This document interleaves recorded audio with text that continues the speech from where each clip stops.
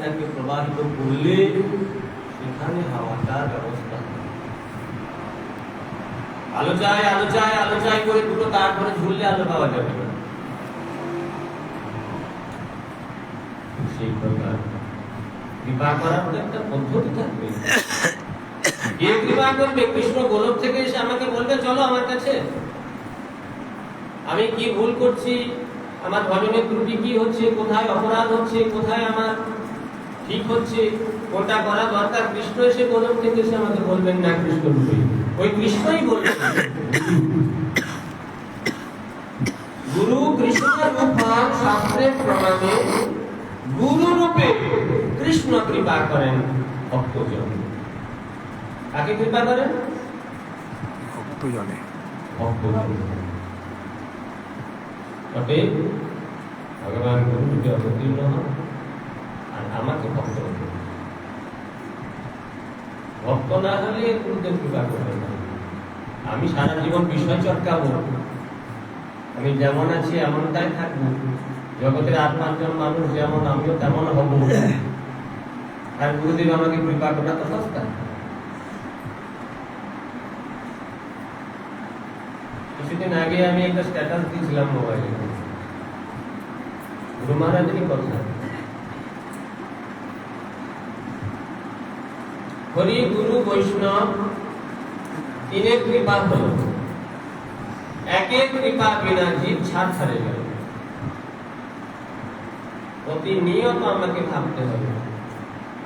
গুরু মহারাজ বলতেন, গুরু মহারাজের কথা লিখেছিলাম, হরি গুরু বৈষ্ণব তিনের কৃপা হলো। স্বয়ং ভগবান আমাকে জন্ম দিয়েছেন, মনুষ্য জন্ম দিয়েছেন, আমার যাবতীয় সমস্ত ব্যবস্থা তিনি করেছেন। খাওয়া পড়া থাকা ঘুমানো, অক্সিজেন দিচ্ছেন, অক্সিজেন নিচ্ছি, দেখার যোগ্যতা শোনার যোগ্যতা সব আমাকে দিয়েছেন। ভগবান কৃপা করেছেন, কৃপা করে বৈষ্ণবের সান্নিধ্যে পাঠিয়ে দিয়েছেন। বৈষ্ণব আমাকে দয়া করেছেন, দয়া করে গুরুদেবের কাছে পাঠিয়ে দিয়েছেন। গুরুদেব আমাকে দয়া করে কৃষ্ণ নাম কৃষ্ণ মন্ত্র দিয়েছেন, কিন্তু আমার দুষ্ট মনটা কৃপা হয়নি, যার জন্য এত কিছু পেয়েও ছাড় ছাড়ে গেলাম। আমার জীবনটা কি কৃপা না, আমি মনকে বোঝাতে পারলাম না যে আমার জীবনের একটাই উদ্দেশ্য, সেটা হলো কৃষ্ণের সুখবিধান। ওই লক্ষ্যে আমাকে চলতে হবে। প্রারব্ধ কর্মফল তো সকলেরই আলাদা আলাদা না। আপনার প্রারব্ধ ফল আমি ভোগ করবো, করবো কি না? আমার প্রারব্ধ ফল উনি ভোগ করবেন, কেউ কারো প্রারব্ধ ভোগ করবে না। প্রারব্ধ কর্মফল সকলকে ভোগ করতে হবে, কিন্তু লক্ষ্য থাকবে একটা, কৃষ্ণ সেবা, কৃষ্ণ ভক্তি, কৃষ্ণ প্রেম। এটা যদি মনকে বোঝাতে না পারি, সারা জীবন নৌকা দাঁড় বাইব, নৌকা এক হাত এগোবে না। নোংর করে যদি নৌকা দাঁড় বাওয়া হয়, নৌকা কি আগায়? কি হচ্ছে?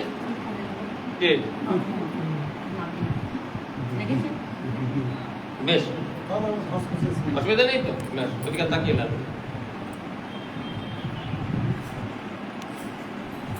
নৌকার নোঙর যদি না খুলি, সারা দিন ধরে দাঁড় বাইলেও নৌকা আগাবে না।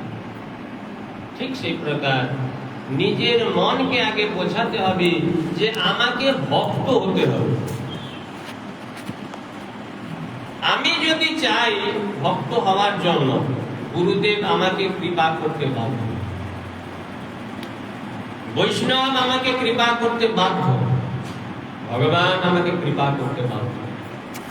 এই জন্য আমাদের লক্ষ্য থাকবে আমরা যেন ভক্তি লাভ করতে পারি, আমরা যেন ভক্ত হতে পারি, অন্য কিছু হওয়ার চেষ্টা করতে হবে না। এই জন্য বললেন গুরু রূপে কৃষ্ণ কৃপা করেন ভক্তজন। তো হতে হবে, ভগবানের কৃপা লাভ করতে গেলে ভক্ত হতে হবে। জল সেবা সকলে করেছেন তো? কে করেননি কাজ? সবাই করেছেন? পেট ভরে খেয়েছেন? ওটাই তো গন্ডগোল, পেট ভরে জল সেবা করলেই ঘুমাবে।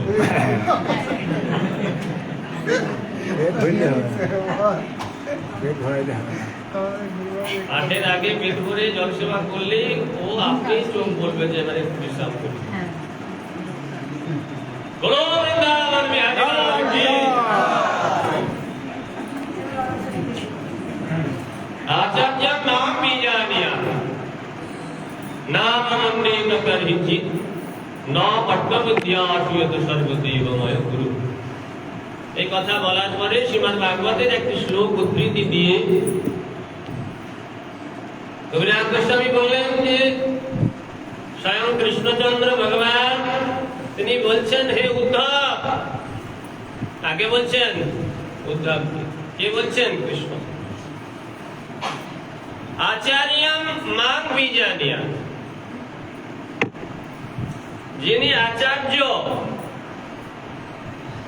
তিনি আর কেউ নয়, ওটা আমি। তুমি বিশ্বাস করো বা নাই করো, তুমি মানো বা ছাই না মানো, কেহ মানে কেহ না মানে, সবে তার দাস না, তাই তো? কৃষ্ণকে সবাই মানে না, মানে আপনি মানতে পারেন কৃষ্ণ ভগবান, সকলে মানে? পৃথিবীতে এত মানুষ আছে, জ্ঞানী, যোগী, কর্মী, তান্ত্রিক, শৈব, শাক্ত তো অনেক আছে, বহু মানুষ আছে। কৃষ্ণকে কজন মানে? কেহ মানে কেহ না মানে, সবে কৃষ্ণ দাস। যে না মানে সেই পাপে তার হয় নাশ। কে মানল কে না মানল কিছু যায় আসে না। উদ্ধবকে বলে, উদ্ধব, আমি জগৎকে করুণা করার জন্য, জগতের সরল বুদ্ধি সম্পন্ন যে ভক্তগণ তাদের উদ্ধারের জন্য আচার্য রূপে অবতীর্ণ। আচার্য মাম বি জানিয়া, আমাকে জানবে, আমি আচার্য রূপে নাবমান্যেত করহিচিত, মনের মধ্যে কখনো বিন্দু মাত্র তার সম্বন্ধে অবজ্ঞা ভাব যেন না আসে। করহিচিত ন অবমান্যেত, কখনো কোন সময়ের জন্য আসতে দেবে না। অবমাননার ভাবটিকে তার ভিতরে ঢোকার জন্য একেবারে প্রয়োজন হলে 7টা কপাট লাগাও। আচার্য মাম বিজানি ন বর্তবিদ্যা, গুরুদেব তো মরে গেছে, বুড়ো হয়েছিল, বয়স হয়েছিল, তাহলে আর তোমার কোনদিন গুরু সেবা হবে ন বর্তবিদ্যা, তিনি মরেন না।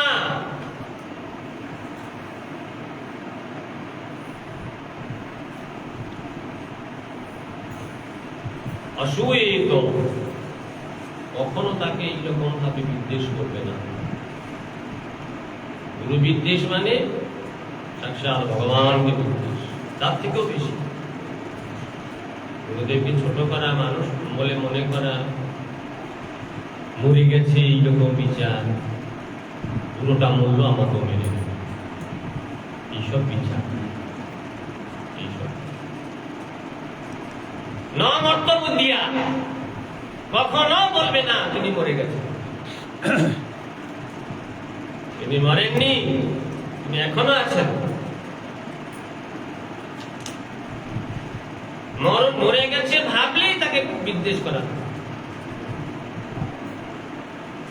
অদ্যপি সেই লীলা করে গোরা রায়, কোন কোন ভাগ্যবান দেখিবারে পায়।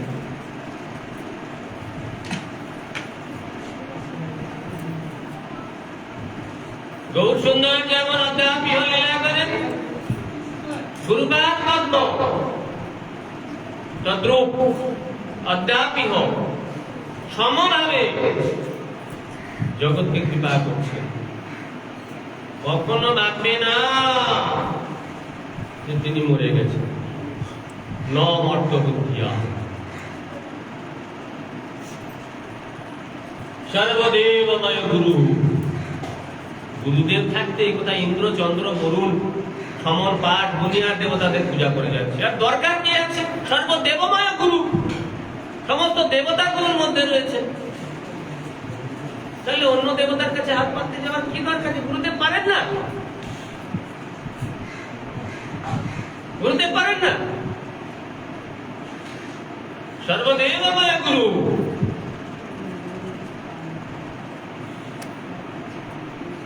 এই বলার পরে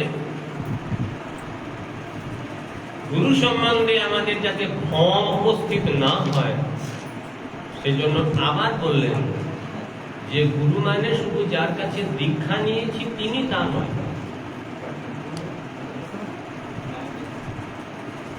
আমরা তো গুরু মানে দীক্ষা গুরু বুঝি, তাই তো? কিন্তু তা নয়। জগতে বহু আচার্য আছেন যার কাছে আমি হয়তো দীক্ষা নিইনি, কিন্তু আমাকে কৃষ্ণ ভক্তির শিক্ষা প্রদান করেন, যার কথায় উৎসাহিত হয়ে আমার হরিভজন করতে ইচ্ছা হয়, যার কথা শুনলে আমি একটু চার্জড হই,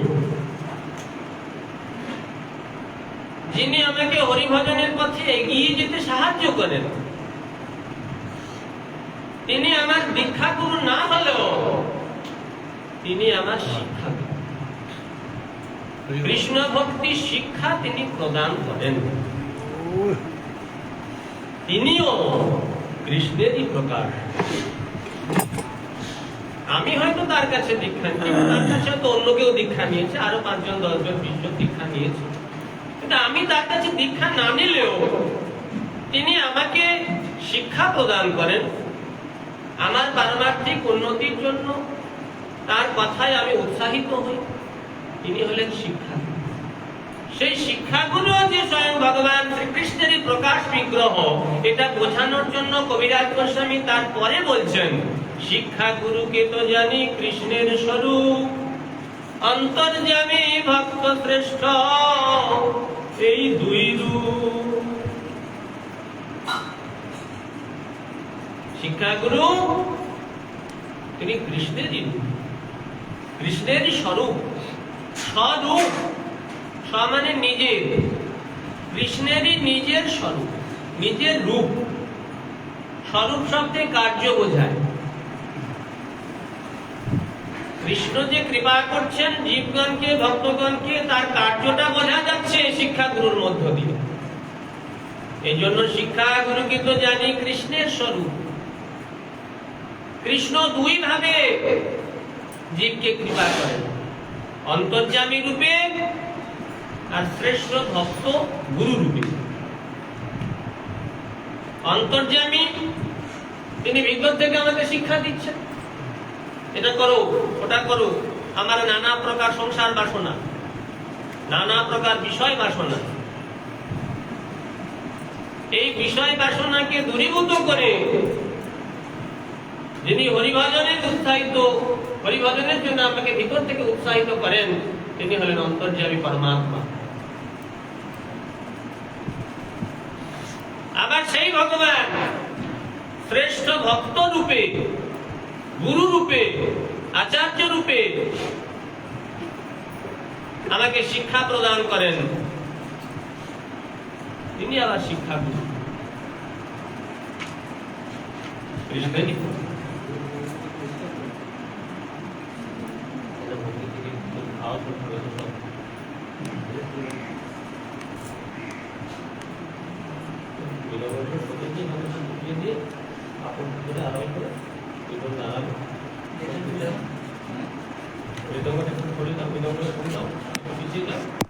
কোনাটা মুড়ে দাও, ওইদিকে কোনাটা মুড়ে দাও।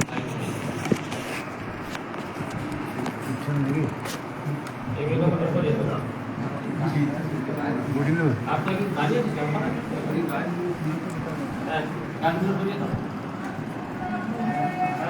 সামনে দুটো দাঁড় করে দিলেন। মাঝে দুটো কাজ করি করতাল নিয়ে এসো দেবী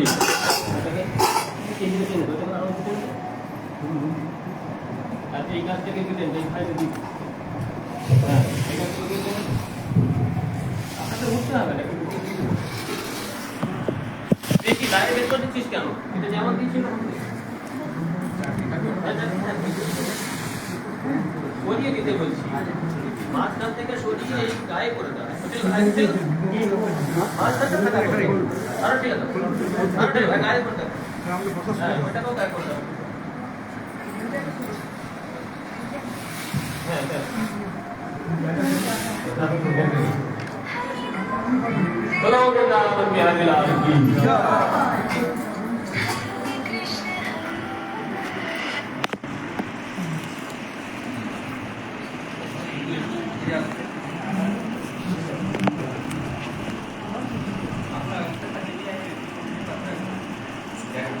जीवे साक्षात नहीं ताते गुरु चैत्य रूपे शिक्षा गुरुहान कृष्ण महंत स्वरूपे ततो दुष्यंगमुत्सृज्य शत्रुसज्जे तमोधिमान् सन्त एतस्य छिन्दन्ति मनव्यासङ्गमुक्तिभिः शतागमसंज्ञानमवेद्य संविदो भवन्तिरीकर्णरसायन कथः तज्जसनादाशु अपवर्गवर्त्मनि श्रद्धारतिर्भक्तिरनुक्रमेष्वति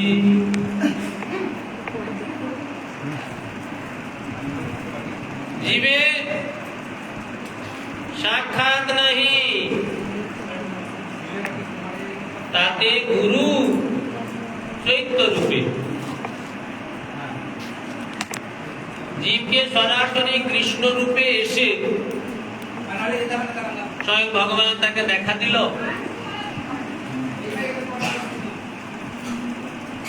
এসে কানে মন্ত্র দিল অনেকে এরকম আছে বলে আমাকে রাধা রানী মন্ত্র দিয়েছে স্বয়ং কৃষ্ণ এসে আমাকে মন্ত্র দিয়েছে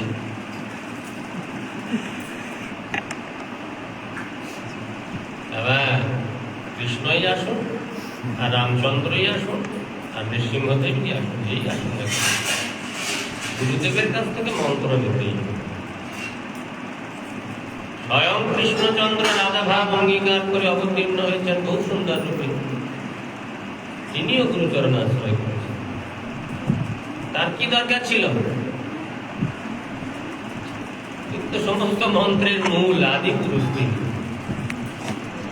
গোস্বামীগণ তারা তো মহাপ্রভুর কাছে মন্ত্র নিতে পারতেন মহাপ্রভু কাউকে মন্ত্র দিয়েছেন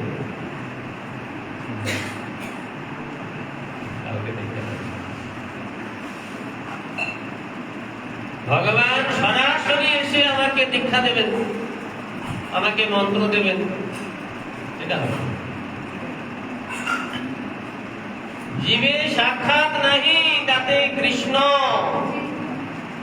গুরু চৈত্য রূপে তিনি গুরু রূপে অবতীর্ণ হবেন সেই ভগবান গুরু রূপে অবতীর্ণ হয়ে শিক্ষা দেবেন যদ্যপি মহাপ্রভু গুরু রূপে অবতীর্ণ হয়েছিলেন কিন্তু তিনি সেই লীলা সৃষ্টির কোনো দীক্ষা দেননি 14 ভুবনের গুরু চৈতন্য গোসাই তিনি ভক্তরূপে গুরুরূপে অবতীর্ণ হয়েছেন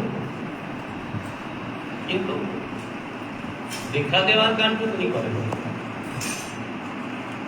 শিক্ষা গুরুহান কৃষ্ণ মহান্ত স্বরূপে যিনি কৃষ্ণ শিক্ষা প্রদান করেন মহান্ত রূপে সেই শিক্ষাকে আমাকে গ্রহণ করতে হবে একবার গুরু মহারাজ অদ্বৈত আচার্য তত্ত্ব মহিমা বলতে গিয়ে বললেন যে অদ্বৈত আচার্যের করুণার কথা বলে বোঝানো যায় অদ্বৈত আচার্যের যে কি করুণা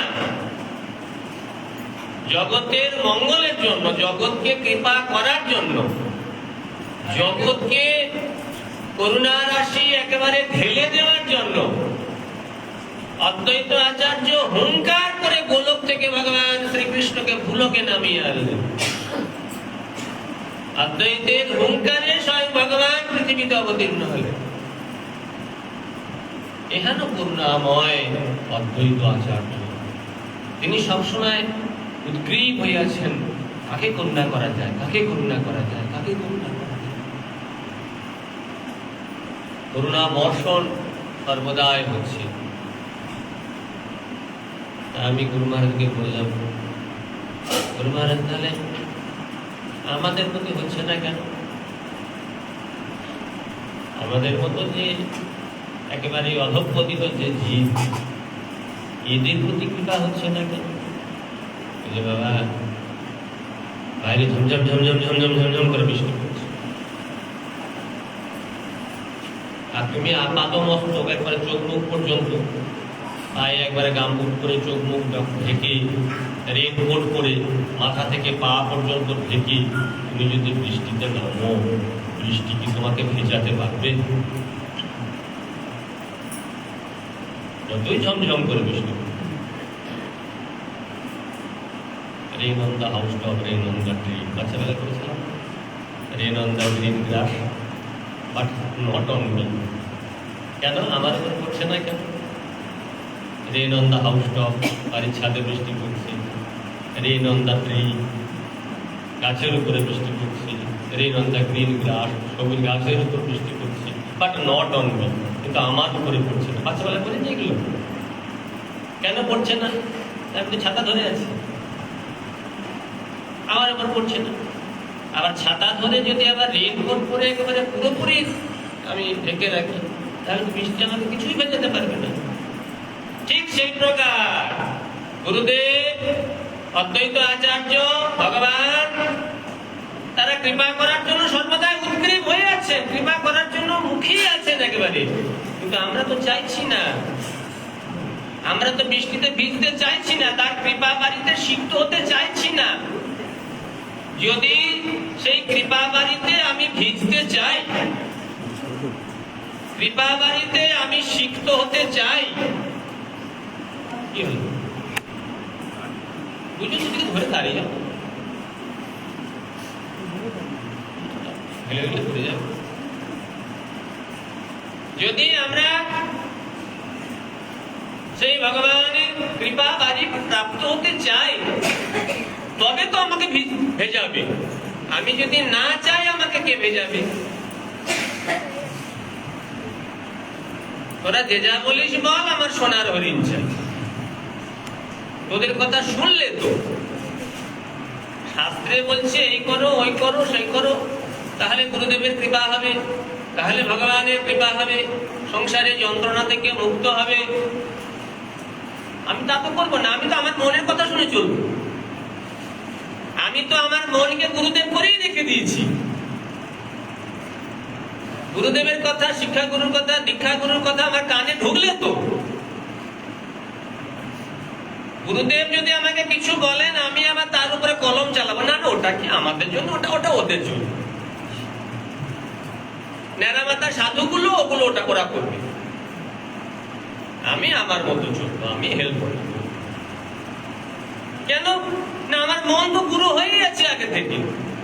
গুরুদেব হাজার বললে কি হবে, আমি তো তার উপরে কলম চালাবো। গুরুদেব বলছে এগুলো চেয়েও না, এগুলো দুঃখের কারণ। আমি বলবো না না, ওটা না চাইলে হয়, ওটা আপনি না চাইতে পারেন, আমি চাইব। তা আমার মনকে আমি গুরু করে রেখে দিয়েছি। আবার সেই গুরুর উপরে উপদেষ্টা একজন আছে। আবার আমার মনের যে গুরু, মনকে যে গুরু করেছি, তার উপর আবার উপদেষ্টা একজন আছে। সেটা কি? আমার বুদ্ধি। মন বললো না না, এটা তো আমার জন্য নয়, এটা আমি পারবো না, আমার দ্বারা হবে না। বুদ্ধি বলা ঠিকই, তো তুমি তো ঠিকই বলছো, এটা দরকার। বুদ্ধি আমাকে উস্কানি দিল, আমি আর একটু ফুলে ফেপে উঠলাম। তখন কি করলাম না, গুরুর উপরে গুরুগিরি শুরু করলাম। এই জন্য ঠিক তার পরের শ্লোকেই বলছেন, তত দুঃসঙ্গ মুৎসৃজ্য শত্রু সজ্জেত বুদ্ধিমান। যদি সত্যিকারের মঙ্গল চাও, এই মনের বদমাইশি গুলোকে আগে ছাড়তে হবে। দুঃসঙ্গম, মন আমাকে আমার মতো করে বোঝাবে, আমাকে আমার মতো করে বোঝাবে। মানেটা বোঝা গেল? শ্রীমদ্ ভাগবত গীতায় বলেছেন, বন্ধুরা কি বন্ধুর আত্মাত্মনস্তস্য জৈনাত্মৈবাত্মনজিতঃ। তুমি তোমার নিজেরই বন্ধু হতে পারো, নিজেই নিজের শত্রু হতে পারো। তুমি নিজেকে ভগবানের দিকে নিয়ে যেতে পারো, নিজেকে গাড্ডায় ফেলতে পারো। একটা আমি হলো মন, আর একটা আমি হলাম চিত্ত, এই আমি আত্মা। আমি যে জীবাত্মা, ওই আমিটাকে আমি যে মন বুদ্ধি করে বসে আছি, ও গিলে খেয়ে রেখে দিয়েছি। ও সাধুদের কথা কানে ঢুকতে দেয় না।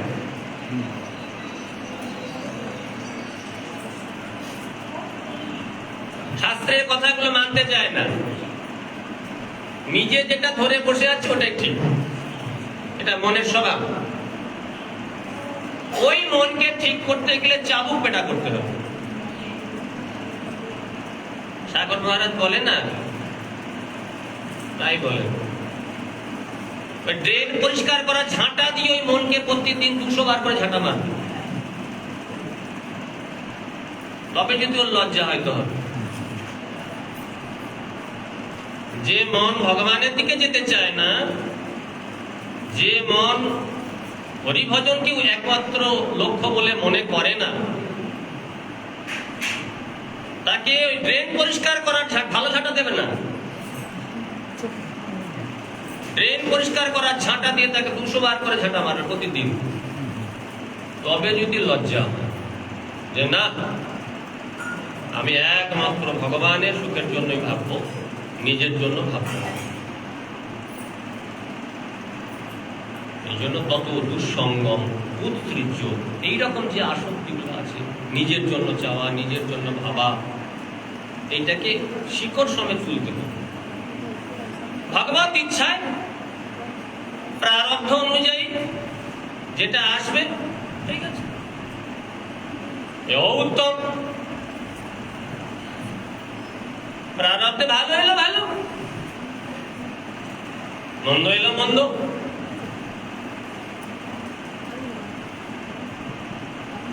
কদিন আগে বলছিলাম যে যদি ভগবানের উপরে নির্ভরশীল কেউ হয়, যদি কেউ কোন একজন ভক্ত আমার রুমে এসেছিল, এসে নানা প্রকারের মঠের কিভাবে চলা উচিত ইত্যাদি ইত্যাদি ইত্যাদি ইত্যাদি নিয়ে কথা হচ্ছিল। আমি বললাম, দেখুন, ভগবানের উপরে নির্ভরশীল হয়ে যদি কেউ থাকতে চায়, ভগবান তাকে ঠিক পালন করে, তার অভাব হবে না। কিন্তু ভগবানের উপর যদি ভগবানগিরি করতে চাই, গুরুর উপরে গুরুগিরি করতে চাই, আমি বেশি বুঝি, আমার চেয়ে জ্ঞানী কেউ নাই, এটা করতে হবে, ওটা না করলে হয় নাকি, এইভাবে চলতে হবে, এটা তো মানতেই হবে, এইসব যদি করতে চাই, তাহলে কিন্তু কপালে কষ্ট আছে। আমরা ঘর বাড়ি ছেড়ে এসেছি, ব্যাংক ব্যালেন্স তো নিজের জন্য করার প্রয়োজন হয় না, কিন্তু কই না খেয়ে তো আমরা নাই,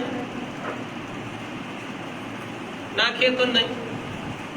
বরং খাবার দাবার এত বেশি জুটে যায়, খেতে ভয় লাগে, বাবারি এত খাওয়া যায়। শুধু খাওয়া কি, খাওয়া, পড়া, থাকা ইত্যাদি ইত্যাদি।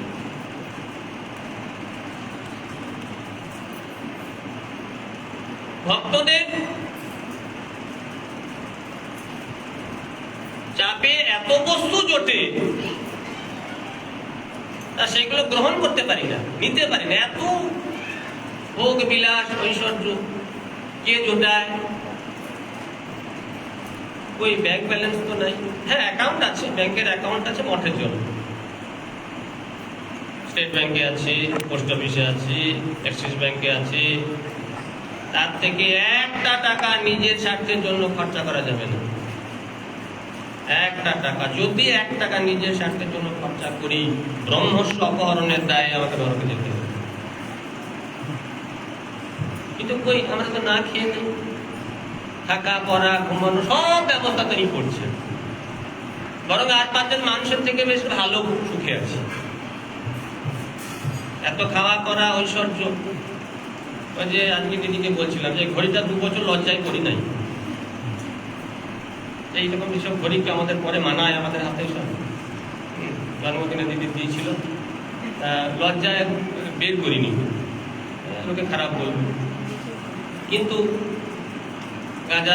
গাদা এসে হাজির হয়ে যায়, করতে হয়, ব্যবহার করতে হয়, প্রত্যেকের ক্ষেত্রেই তাই। আমরা শুধু সাধু হয়েছি যদি কেউ ভগবানের উপরে নির্ভরশীল হয়, ভগবান সকলকে পালন করে। এই জন্য গুরুর উপরে গুরুগিরি না করে, ভগবানের উপরে ভগবানগিরি না করে, নিজের মন বুদ্ধির উপরে ভরসা না করে, আমাকে দাও কটা আছে, কটা আছে? কটা? 130।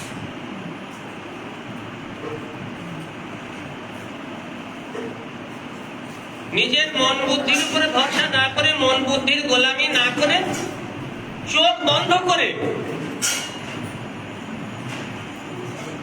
গুরুদেবের কাছে, তাতে যদি কষ্ট হয় হবে, যন্ত্রণা হয় হবে। ডাক্তারের উপর ডাক্তারগিরি করা ভালো নয়। ডাক্তারে বলেছে এই ওষুধ 2টো করে প্রতিদিন খাবে, 2টো করে খাওয়া যায়, 1টা করে, সকালে 1টা খাবো, রাত্রে খাবো। ডাক্তারে বলেছে প্রেসারের ট্যাবলেটটা সকালে প্রতিদিন খাওয়ার পর 1টা করে খাবে, আর দুদিন ছাড়া ছাড়া খাবো, প্রতিদিন খাওয়া যায়। আমি যদি ডাক্তারের উপরে ডাক্তারিগিরি করি, আমার রোগ সারা জীবনও সারবে। এই জন্য নিজেদের বাহাদুরি ছেড়ে তত দুঃসঙ্গ অপশ্রেজ্য সৎসু সজ্জিত বুদ্ধিমান। বুদ্ধিমান কি করবে না, এইরকম শিক্ষাগুরু দীক্ষাগুরু, সৎসু, সৎ মানে সাধু, এইরকম শিক্ষাগুরু দীক্ষাগুরু সাধু মহাত্মাদের সঙ্গে থেকে হরিভজন শান্ত এবাস্য চিন্তান্তি মানবীয় সঙ্গ মুক্তিভি। এইরকম যে সাধুগণ কি নিজেরা তোমার মনের ভিতরে ঢুকে সেখান থেকে মনের গাঁটটা হাতে করে টেনে বের করে এসে ছিঁড়ে দেবেন, কাটবেন না।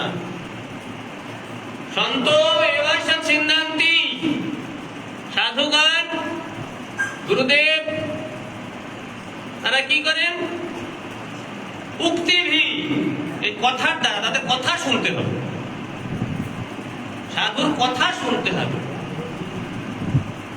সাধুর পরিচয় তার বাক্যে, তিনি শাস্ত্রসম্মত যে কথাগুলি বলছেন, শাস্ত্রের যে সিদ্ধান্তগুলো বলছেন, এইগুলো শুনতে হবে। ওই কথাগুলির দ্বারাই আমার মঙ্গল হবে। যারা কথা শুনেছে তাদের প্রত্যেকের মঙ্গল হয়েছে। যারা গুরুর উপরে গুরুগিরি করেছে সব জাহান নামে গেছে। আমি নাম ধরে ধরে বলতে পারি, মোবাইল বন্ধ করুন, আমি সব নামগুলো বলতে পারি।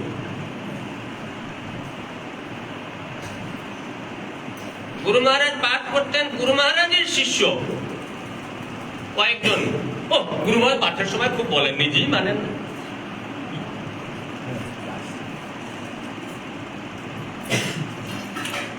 সবে মাত্র মঠে এসেছি, তখন আমি কাপড়টা লালও হয় নাই, সাদা কাপড়, শুনে তো আমার মাথা আগুন।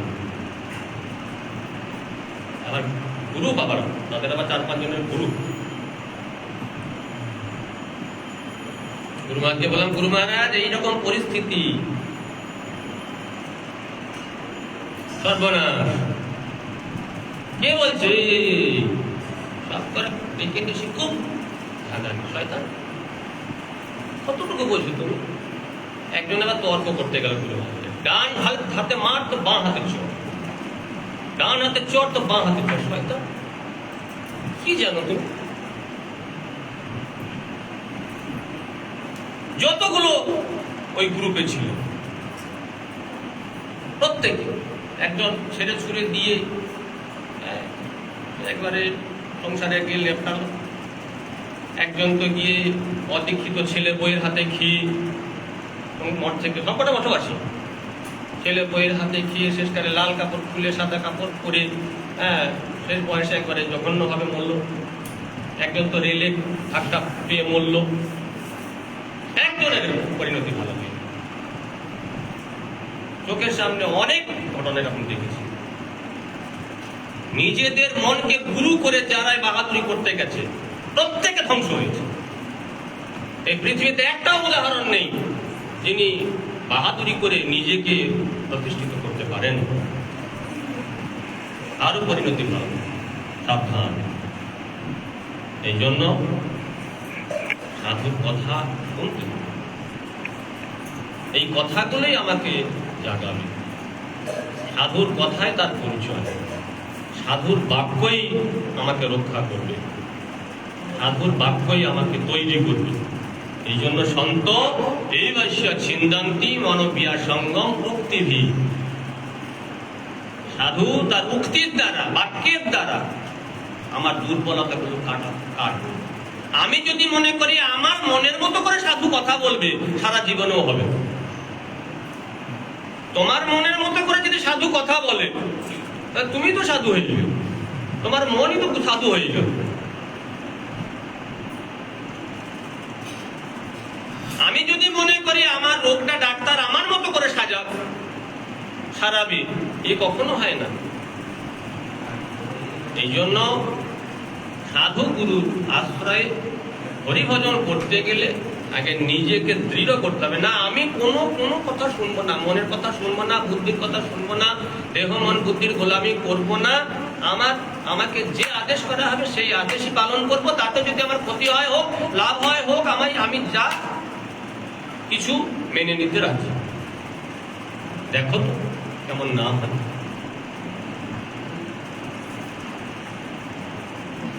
দুটি ছেলেকে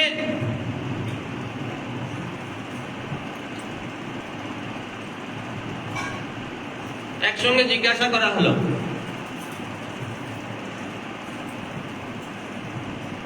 দুটি ছেলে, ছোট ছোট দুটি ছেলে, যদি ছাদ থেকে ঝাঁপ দিতে বলি পারবি?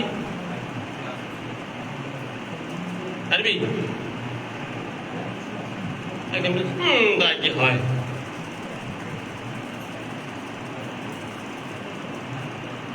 আর একজন সঙ্গে সঙ্গে রেডি, যাবো। যে ছেলেটি বলেছিল তাই কি হয়, তাকেও দেখলাম। আর যে ছেলেটা রেডি হয়েছিল অনেকদিন আগেকার, রেডি হয়েছিল ঝাঁপ দেওয়ার জন্য, তাকেও দেখলাম। দুজনের চিত্তবৃত্তি দুজন। যে ভয় পেয়ে ঝাঁপ দিতে চায়নি, সে সংসারে একেবারে তালগোল খাচ্ছে। আর যে ঝাঁপ দিতে চেয়েছিল সে আজকে আমার সঙ্গে আমাদের মতো বসে। দুজনেরই একসঙ্গে একেবারে সব। এটা হচ্ছে চাওয়ার উপরে নির্ভর। ভগবান ওইটা দেখে নেবেন, এ কি চায়, এর কতটা নিষ্ঠা আছে। শুধু নিষ্ঠাটা ভগবান, শরণাগতি একদম নিচের দিকে যেন আড়াল না, নিচেটা শুধু গাছ করে। আর নামি দাও আমার মতো, আমি তো আপনি হয়ে গেলাম, তাহলে কি হলো, একদম নিচে। হ্যাঁ, বসে যাও, বসে ধরো, একদম বসে ধরে পড়ো। হ্যাঁ, তুমি বসে যাও।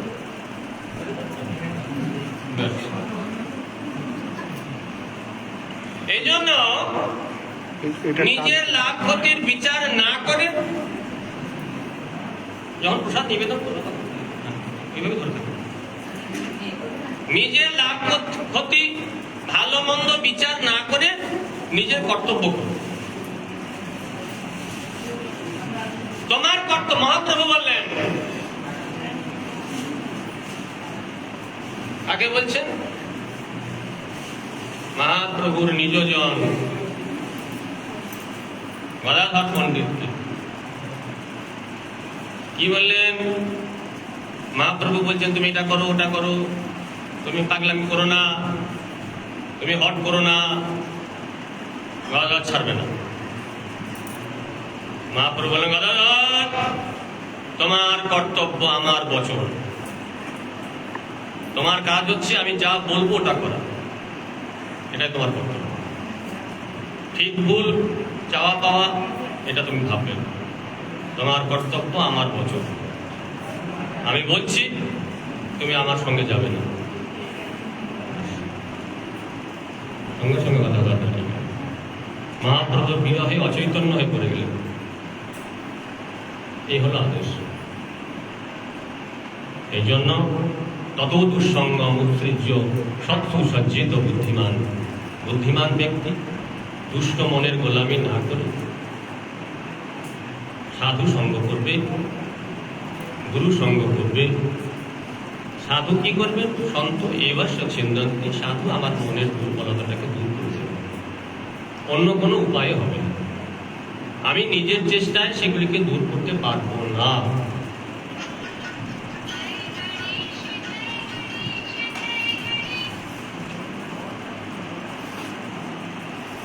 शतांग प्रसंज्ञान मम वीर्य संविद भवन्ति रीत्कर्ण रसायन कथः तज्जसनाताशु अपवर्गवर्त्मनि श्रद्धारतिर्भक्तिरनुक्रमेष्वति। দুজন দু জায়গায় ভোগ দিতে আর তো পরপর দিবি, চটপট চটপট তাড়াতাড়ি কর।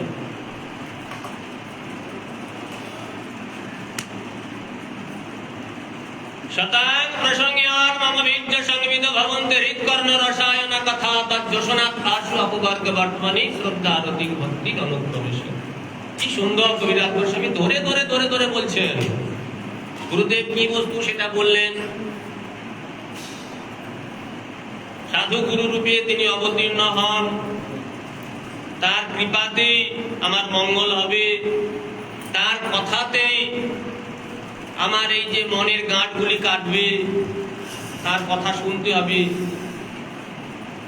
একবারে ধরে ধরে পুরো উপায়টা বলে দিলেন।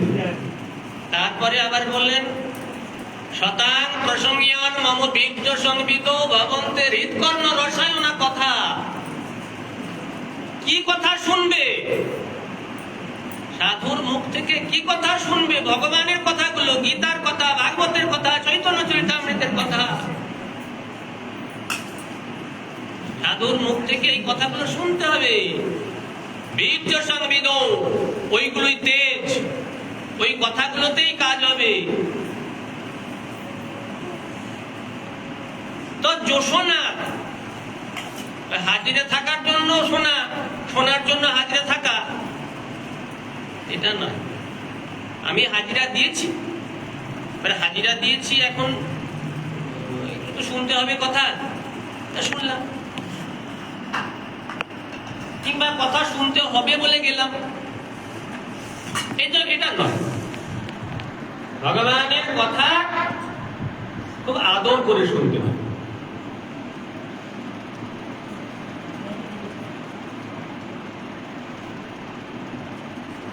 আবার থালায় অনেকগুলো প্রসাদ দেওয়া হয়েছে, পরমান্ন, পুষ্পান্ন, মিষ্টান্ন, চানা, ডাল্লা, পরিণয়, রসায়ন ইত্যাদি ইত্যাদি। যার যেটা রুচি, যার যেটাতে খুব প্রীতি, সে সেটাকে খুব আদর করে থাকে, খুব আদর করে। ডাল্লাটা দেওয়া হলো, তাতে খুব খুশি হয়। পাতে যেই একবারে খাঁটি, একবারে শুধু ক্ষীর দিয়ে মনে হচ্ছে পরমান্ন বানিয়েছে। ক্ষীরের পরমান্ন একবারে কাজু কিশমিশে ভর্তি, যেই পাতে পড়লো সঙ্গে সঙ্গে দেবাশিতার মুখটা চেঞ্জ হয়ে গেল।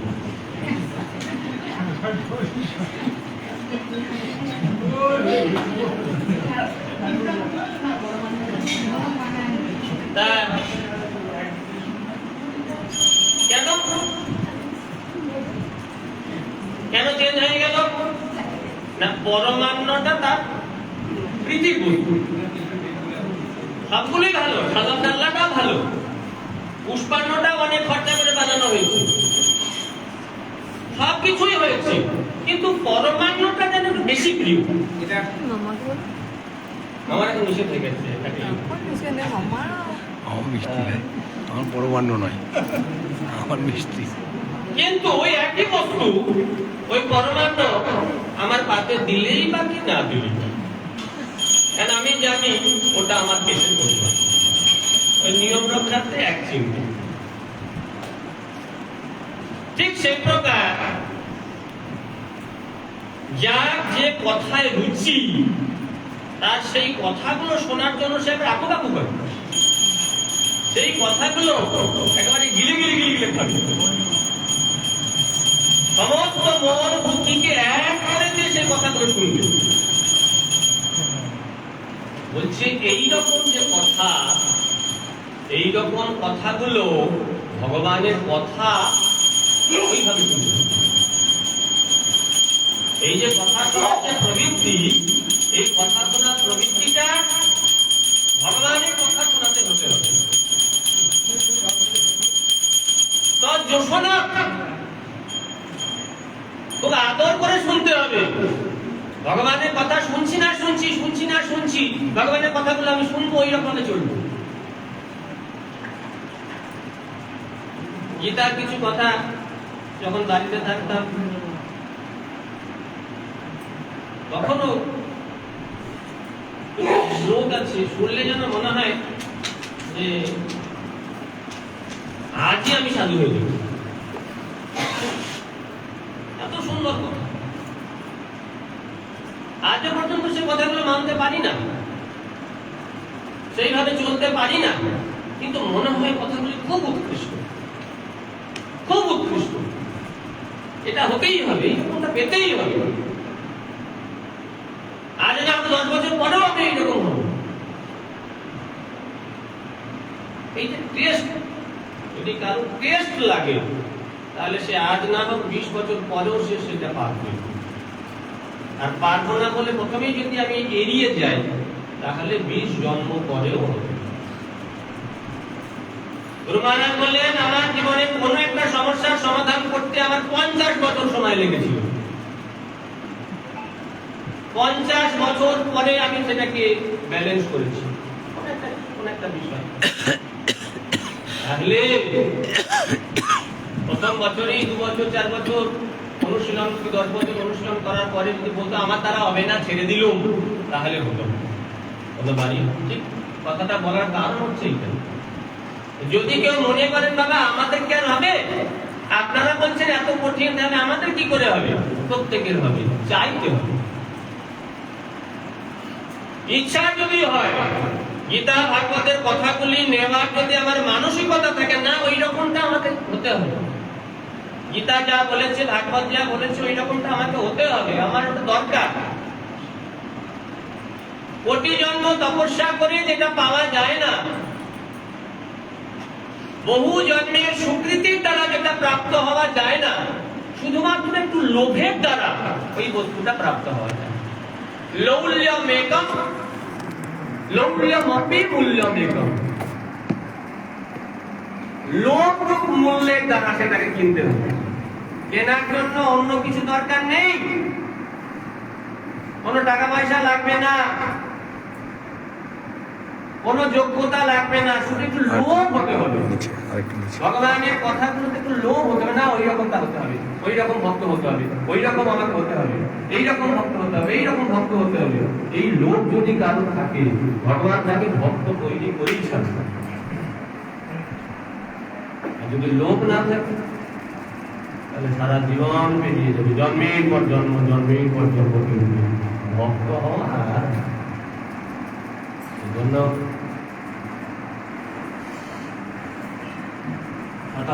সংজ্ঞান অবিজ্ঞ সংবিদ ভগবন্ত সাধুর মুখে সেই কথাগুলো খুব লোভ সংখ্যা। ওই যে বললাম, যে বস্তুতে লোভ থাকে সেটা খুব টেস্ট করতে, আর অরুচি করে খাবার ভালো লাগে না, ভালো লাগে না, ভালো লাগে না করে খেলে খাবারটা গায়েও লাগবে, খেয়ে তার স্বাদও পাওয়া যাবে। এতে কি হবে? যদি লোভের দ্বারা এগুলো আমরা গ্রহণ করি, কি হবে? আসু, খুব তাড়াতাড়ি হবে। কি হবে? অপবাদ বর্তমানে শ্রদ্ধা, রতির ভক্তি। শ্রদ্ধা হবে, রতি হবে, প্রেম ভক্তি লাভ হবে। অনুক্রমিষ্যতি, ক্রমে ক্রমে ক্রমে ক্রমে। এই জন্য এইগুলি শুনে উড়িয়ে দিলে হবে, তো আদর করে খেতে হবে।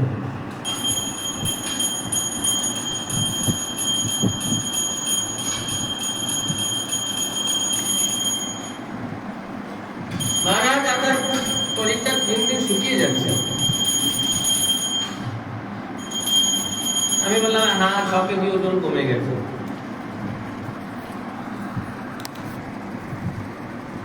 খান না নাকি? আবার খাবার তো অনেক কিছু হয়, কিন্তু খাবার ক্ষমতা নেই। থালা ভর্তি করে চারিদিকে বাকি সাজিয়ে খাবার দিল, কম কম করে পাখির মতো ঢুকে দিলাম।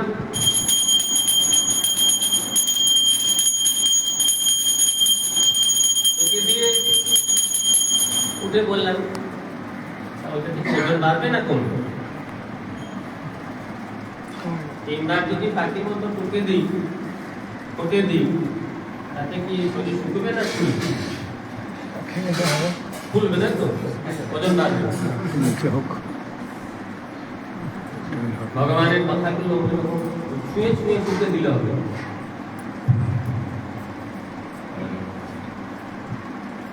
আমরা অধিকাংশ ওই কথা শুনতে যাই। পর্বত মহারাজ কি বললো? মহারাজ, গুরু মহারাজ কি বলেছে? এত তো খাওয়া যাবে না। পাঠে বললো শুনবেন না? আবার কোথায় পাঠে? নাট্য মন্দিরে বলেছে কথাটা, এখান পর্যন্ত বইয়ে নিয়ে নাট্য মন্দিরে বলেছে তো কি হয়েছে? খাবার বলতে বলেনি। তা আমরা যদি এইরকম পাঠের কথাটাই নাট্য মন্দিরে ফেলে চলে যাই, তাহলে কিন্তু পেট ভরবে, গায়ে লাগবে। খাবারটা ভালো করে খেতে হবে। খাবার ভালো করে আদর করে খেলে তবে শরীরে যাবে, আর শরীরে গিয়ে সেটা শরীরে পাচিত হয়ে আমার শরীরটাকে বলবান করবে, পুষ্ট করবে, তবে আমার মতো পেট রোগা হলে যতই খাও ভালো হবে। এই জন্য পেটটা আগে ঠিক করতে হবে। পেট ঠিক না করে যদি খাবার খাই, আমাকে যদি যে খাবারগুলো দেয় জোর করে যদি আমি ঢুকিয়ে দিই, বমি শুরু হবে, পায়খানা শুরু হবে, আরো শরীর খারাপ হবে। উদাহরণ দিচ্ছি, কারণ হচ্ছে এইটা, আমাদের পেট কি, পেটটা ঠিক করতে হবে মানে না, আমাদের দুষ্ট মনটাকে ঠিক করে ভগবানের কথা। দুষ্ট মন যদি ঠিক না থাকে, ভগবানের কথাগুলো শুনবে কিন্তু ও ভিতরে গিয়ে কাজ করবে। বুদ্ধিটাকে ঠিক করতে হবে। ভক্তি, মুক্তি, সিদ্ধি, কামী, সুবুদ্ধি যদি হয়, কারণ বুদ্ধি যদি ঠিক থাকে, তাহলে সে যেমনই হোক না কেন, তার যত দুর্বুদ্ধি থাক না কেন, যতই যাই থাক না কেন, সে একদিন কৃষ্ণ ভজন করে কৃষ্ণকে প্রাপ্ত হবে। এই জন্য পাঠের কথাগুলোকে পেট ভরে খেতে হবে, খুব আদর করে খেতে হবে, আর পেটটাকে ঠিক করতে হবে। পেটটাকে ঠিক করা মানে আমাদের বুদ্ধিটাকে ঠিক করা। যে বুদ্ধি তো নেবে, এগুলো কে নিচ্ছে, কে বিচার করছে? মন নিচ্ছে, বুদ্ধি বিচার করছে, মন নিচ্ছে, বুদ্ধি বিচার করছে। কারণ মনটা যদি খারাপ থাকে, স্টোমাকে নিচ্ছে, লিভার সেটাকে পাক করাচ্ছে। স্টোমাকে খাবারটা ভরে দিচ্ছি, তা সেই খাবারটা খাদ্য রস আসছে, খাবার হজম করতে, ঠিক তেমনি মনে ভরে দিচ্ছি খাবারগুলো, কথাগুলো মনে ভরে দিচ্ছি, তার স্টোমাকটাই খারাপ। লিভার যে তাকে পাক করবে, লিভারটাই খারাপ। খাবারটা ভরে দিলে কি হবে? খাবার মতো হবে। এই জন্য ভগবানের কথাগুলো পেট ভরে শুনতে হবে, আর লিভারটা স্টোমাকটাকে ঠিক রাখতে হবে। মনকে ঠিক রাখতে হবে, মন হচ্ছে স্টোমাক, আর বুদ্ধি হচ্ছে লিভার। এই দুটিকে ঠিক রাখলে কোনো চিন্তা নেই। পারমার্থিক শক্তি, পারমার্থিক বল, পারমার্থিক দেহ এমনি সুস্থ থাকে। কি সুন্দরভাবে কথাগুলো বললেন ভগবান। তো এই জন্য যোশনা, খুব আদর করে যদি কেউ কথা শোনে, ভগবানের কথা শোনে। আমি এই গত মঙ্গলবার পাঠে গেছিলাম, রবিবার দিন, শনিবার দিন। আর শনিবার দিন আমাদের প্রবীর বাবুর কথা বলছিলাম। প্রবীর বাবুর কথা বলছিলাম না, এসছে প্রবীর বাবু। উনি চোখে দেখতে পান না, তো হরি কথা শোনাতে খুব খুশি এবং খুব ভালো প্রশ্ন করেন। তা আমি দেখতে পাই বা না পাই, ভগবান কান তো ঠিক রেখেছেন। দেখুন ভগবানের কি কৃপা, চোখে ঠিক মতো, চোখে তো দেখতেই পান না, কথাও ঠিক বলতে পারেন না, কথা জড়িয়ে যায়, কিন্তু ভগবান তার মঙ্গলের জন্য কান দুটোকে ঠিক রেখেছেন। কেন? না এইটাই হলো সব থেকে বড় অস্ত্র, সব থেকে বড় জিনিস হচ্ছে কান। কারো কান যদি পরিষ্কার থাকে, কানের ভিতর দিয়ে শব্দগুলি ঢুকবে, ঢুকে গিয়ে মনের ভিতরে কার্য করবে। মন যদি উৎসাহ থাকে, সঙ্গে সঙ্গে বুদ্ধি তাকে যোগান দেবে। বুদ্ধি যদি যোগান দেয়, ব্যাস হয়ে গেল, পেল্লা হবে, কৃষ্ণ প্রাপ্ত হতে বাধ্য। এই জন্য খুব মন দিয়ে ভগবানের কথা নিয়ম করে শুনতে হবে, আর মন বুদ্ধিকে বশীভূত করতে হবে। হরে কৃষ্ণ।